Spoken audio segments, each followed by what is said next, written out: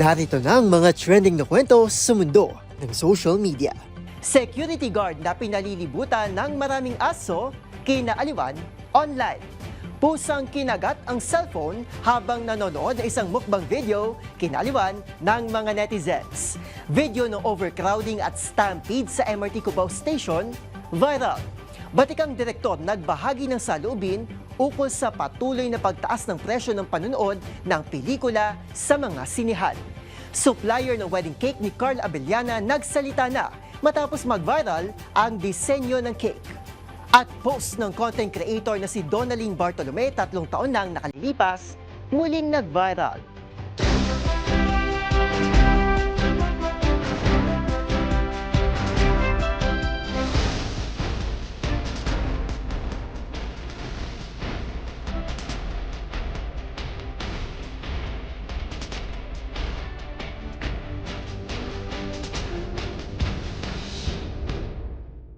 Iba't ibang mga nagba-viral na kwento na naman ang ating pag-uusapan. Mga trending sa social media na tiyak hindi lang nakakaaliw, kundi maaaring kapulutan din ng aral at tumisan ay makabagbag damdamin din. Kasama ang buong pwersa ng DZRH TV, ito ang TNVS, Trending and Viral Show na kahandang kumpletuhin ang buong kwento. Masaya, malungkot, o isyong pambayan man yan, sagot na namin ang inyong tanghalian. Ito po si Arnold Herrera ng DZRH TV, una sa Pilipinas, una sa Pilipino.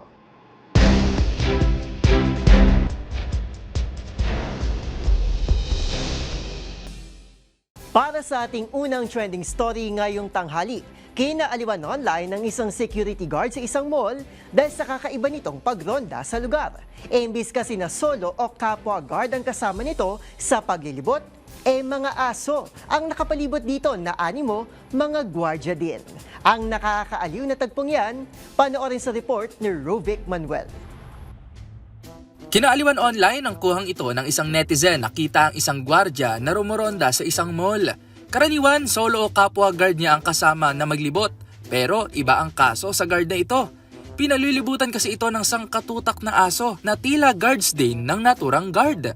Ayon sa uploader ng video, tila bang si Kuya Guard yung ginugwardyahan ng mga fur babies. Aniya, super friendly rin daw ng lahat ng aso na nilapitan at tila nakikipaglaro pa sa kanya. Biro ng ilang netizens, ito daw ba ang tinatawag na Paw Patrol? Ayon naman sa netizen na ito, si Kuyang Guard daw ang tila leader ng asosasyon. Ikinatuwa naman ng ilan pang netizen ang pag-aalaga ng naturang mall sa mga aso maging sa mga pusa na pag-alagala doon. Hindi lang daw kasi nila ito hinahayaan na manatili sa lugar, kundi pinapakain rin daw nila mga ito. Pagbabahagi naman ng isang netizen na isa ring gwardya, maganda daw na may kasamang aso para kahit makaidlip sila sa kanilang duty, ay nandyan ang mga aso para sumama na magbantay. Sa ngayon, mayroon ng halos 2 milyon views ang viral video na yan sa TikTok. Para sa DZRH TV, ito si Rovic Manuel, una sa Pilipinas, una sa Pilipino.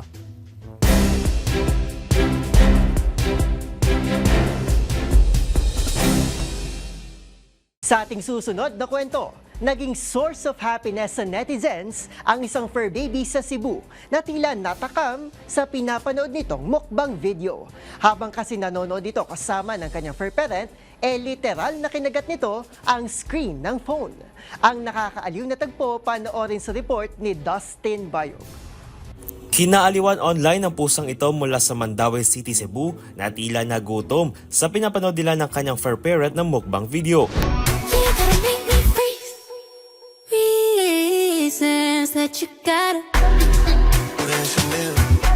Sa TikTok video na binahagi ni Claudel Endig, makikita ang paghawak ng pusang si Luis sa cellphone at pagkagat dito sa screen na tila ba natatakam sa kinakain sa mukbang video.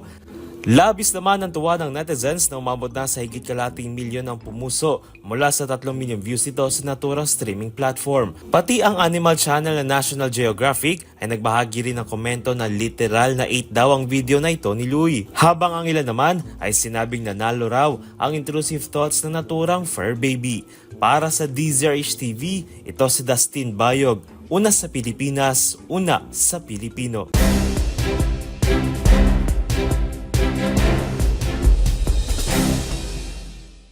Sa iba pang kwento, kasabay ng pagpasok ng bagong taon, maaga ring sinubok kamakailan ang mga kababayan nating commuter sa MRT Cubao Station. Ito'y matapos makuhanan ng video ang tila pag-apaw ng mga pasahero sa platform, bagay na muntik nang maging mitya ng stampede sa naturang istasyon. Ang mga sumunod na nangyari, tinutukan sa ulat na ito. Nagmistulang dagat ng deboto ang southbound platform ng MRT Cubao Station sa pag-apaw ng mga pasahero na naghihintay makasakay ng tren.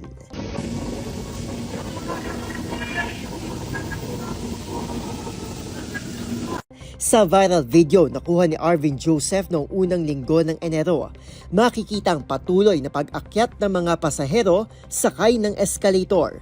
Ang problema, wala nang malulusutan at paglalagyan ng bagong bugso ng pasahero na napipilitan ng makipagtulakan at magsumiksik sa platform para lang hindi maipit ng iba pang pasahero sa escalator.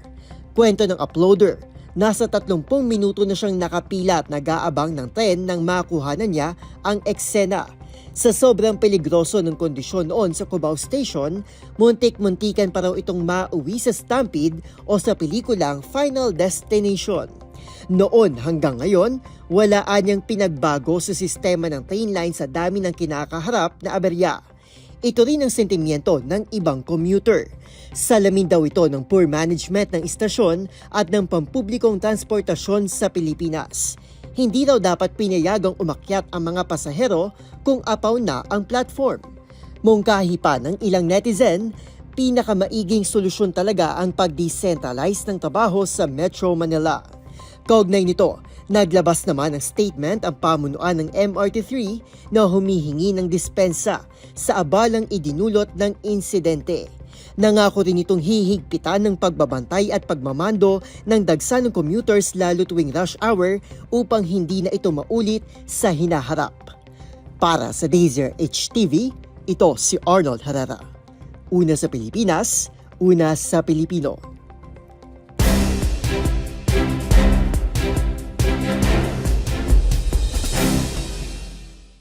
Para sa ating next viral story, kasabay ng pagtaas ng presyo ng mga pangunahing bilihin, hindi rin nakaligtas sa inflation ang presyo ng sine. Itong pinuna at ikinalulungkot ng isang direktor na aniya ugat ng unti-unting pagtalikod ng mga Pilipino sa industriya ng pelikula. Ano naman kaya ang say ng mga netizen dito? Ibabalita ni Rose Babiera. Buhay na naman ang pelikulang Pinoy matapos ang mainit na pagtanggap ng publiko sa mga pelikulang kabilang sa Metro Manila Film Festival ngayong taon. Pero sa kabila ng tagumpay ng pelikula ni Vice Ganda at Nadine Lustre na Call Me Mother, na humakot ng 4 na parangal sa MMFF 2025 Gabi ng Parangala, hindi naman maiwasan ng direktor nito na dalhin sa social media ang saloobin sa pagiging eksklusibo ng panunood ng pelikula sa sine, na dati pinakaabang ang bonding ng pamilyang Pilipino tuwing Pasko. Sa isang post sa X ni Direk June Robles Lana, binalikan ng direktor ang mga panahon na ang MMFF ay itinuturing na People's Festival. Aniya, ito ang tanging pagkakataon kung saan na idadala ng mga ordinaryong trabahador ang kanilang mga anak at kapamilya sa mall para manood ng kanilang mga idolo sa big screen. Pero ngayon, ang 4 na miyembrong pamilya kailangan na ng halos 1,400 para lamang makapasok sa sinihan. Labas pa rito ang gasto sa transportasyon. At ang 1.5 na yan, wala man lang popcorn. Inilarawan niya ang industriya ng pelikula bilang pribilehiyo ng mga middle class na dati pambansang kultura. At ayon kay Lana, sa pagpepresyo ng mahal sa mga sinihan, hindi lamang customer ang mawawala, kundi ang kaluluwa ng industriya. Tinapos niya ang post sa pagtanaw sa kinabukasan ng industriya ng sine. Aniya, hanggat hindi natin tinatanggap na ang panunood ng sine ay isa ng simbolo ng karangyaan na hindi na-afford ng pamilyang Pilipino, makikita ng bansa ang mabagal at mahal na paglubog ng Philippine cinema. Ang post na ito, sinang-ayuna naman ng mga netizens. Unrewarding.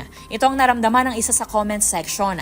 Aniya, ang ticket na nagkakahalaga ng 450 pesos na wala man lang popcorn o anumang inumin ay unrewarding kahit pa maganda ang pelikula.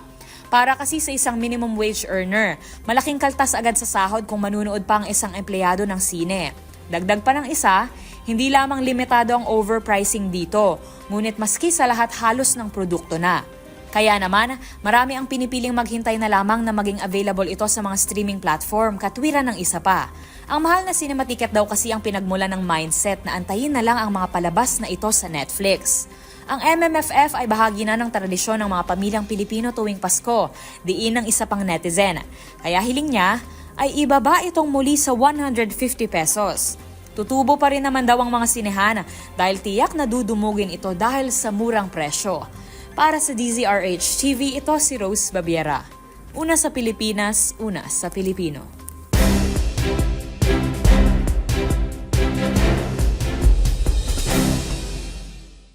Sa iba pang kwento, nagsalita na ang supplier ng wedding cake sa kasal ng aktres na si Carla Abellana matapos punahin ng aktor na si Janus Del Prado ang all-white slab wedding cake na ito na ikinumpara niya sa isang kabaong sa social media. Ayon sa Cake Studio, tinatanggap nilang mga reaksyon bilang positive criticism at iginiit ng minimalist na disenyo ng cake ay sumasalamin sa simple at eleganteng pagmamahalan ng mag-asawa. Ang pahayag ng supplier sa report ni Mili Borja. Nagbigay na ng pahayag ang Cake Studio Philippines, ang supplier ng wedding cake ni Carla Abellana at ng kanyang first love na si Dr. Reginald Santos, matapos biruin ng aktor na si Janus Del Prado ang disenyo ng cake ng bagong kasal. Ayon sa Cake Studio, tinatrato nila bilang positive criticism ang lahat ng reaksyon ng publiko kaugnay ng kontrobersyal na all-white slab cake na tampok sa wedding reception ni Carla at Reginald. Matatanda ang kinumpara ni Janus ang disenyo ng cake sa isang kabaong sa isang Instagram post kung saan kanyang nilagyan ng caption na cake, ba't mo kami iniwan? At sisiw na lang ang kulang. Sa kulturang Pilipino, may paniniwala na ang paglalagay ng sisiw sa ibabaw ng kabaong ng pinaslang ay magdudulot ng ingay na umano'y mag-uudyok sa konsensya ng salarin na umamin. Nag-react naman si Carla sa naturang post at sinabing masarap at ganap na edible ang cake at nagustuhan din daw ito ng kanilang mga bisita. Ayon sa aktres, mahalaga sa kanila na maganda ang cake para sa kanila bilang mag-asawa. Ikinasal sina Carla at Reginald noong December 27, 2025. Sa isang panayam, ipiniliwanag ng Cake Studio na ang all-white slab cake na may minimal na disenyo ay sumasalamin sa simple ngunit eleganteng pagmamahalan ng mag-asawa. Dagdag pa ng supplier, mahalagang makita ang kabuuan ng kasal mula sa venue styling, bulaklak, table setup, cocktail spread, hanggang sa cake na ayon sa kanila ay maingat na pinagplanuhan ng newlywed couple. Binigyan din ng Cake Studio na mas mahalaga sa kanila ang kasiyahan ng kanilang kliyente kaysa sa opinyon ng publiko. Ayon pa sa kanila, ang cake nila Carla at Reginald ay ikawalong slab cake na kanilang ginawa mula nang simulan nila ang ganitong disenyo noong September 2025. Ang slab cake ay isang malaking rectangular na single-layer cake na nagsisilbing alternatibo sa traditional na layered wedding cake at nagsisilbi ring centerpiece sa mga okasyon. Para sa DZRH TV, ito si Mili Borja, una sa Pilipinas, una sa Pilipino.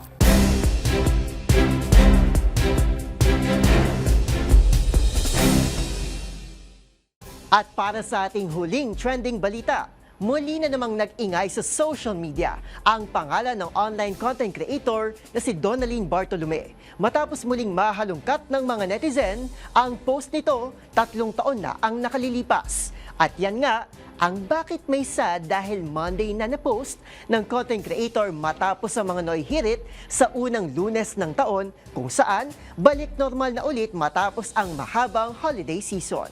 Kung ano-ano nga bang naging hirit ng mga netizen, tingnan sa report ni James Galange.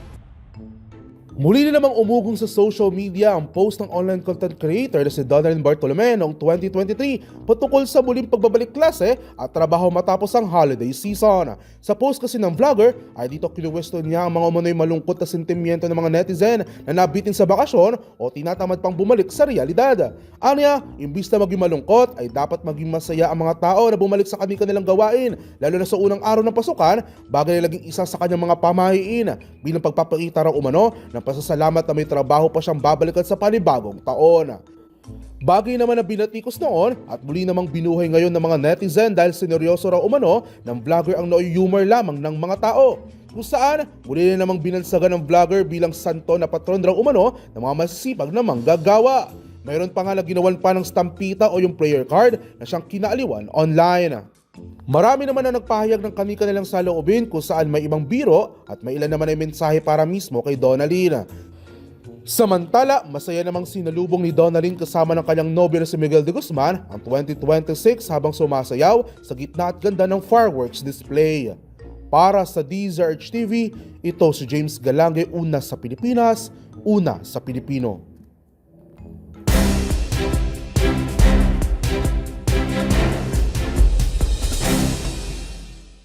At yan ang mga kwentong kinagiliwan, pinusuan na gumawa ng ingay sa social media. Kung meron di kayo makatulad na istorya, ay i-share nyo na yan sa ating comment section o di naman kaya ay itag nyo kami sa TikTok at DZRH News. Maraming salamat po sa inyong patuloy na pagtangkilik sa ating programa. Magkita-kita tayo muli bukas para muling himayin, tuklasin at buuin ang mga detalye para kapag nakita mo ang viral video na may nag-share, ikaw na mismo ang magdaragdag ng mga impormasyong nalaman mo sa TNVS, Trending and Viral Show. Muli ito po si Arnold Herrera ng DZRH TV, una sa Pilipinas, una sa Pilipino.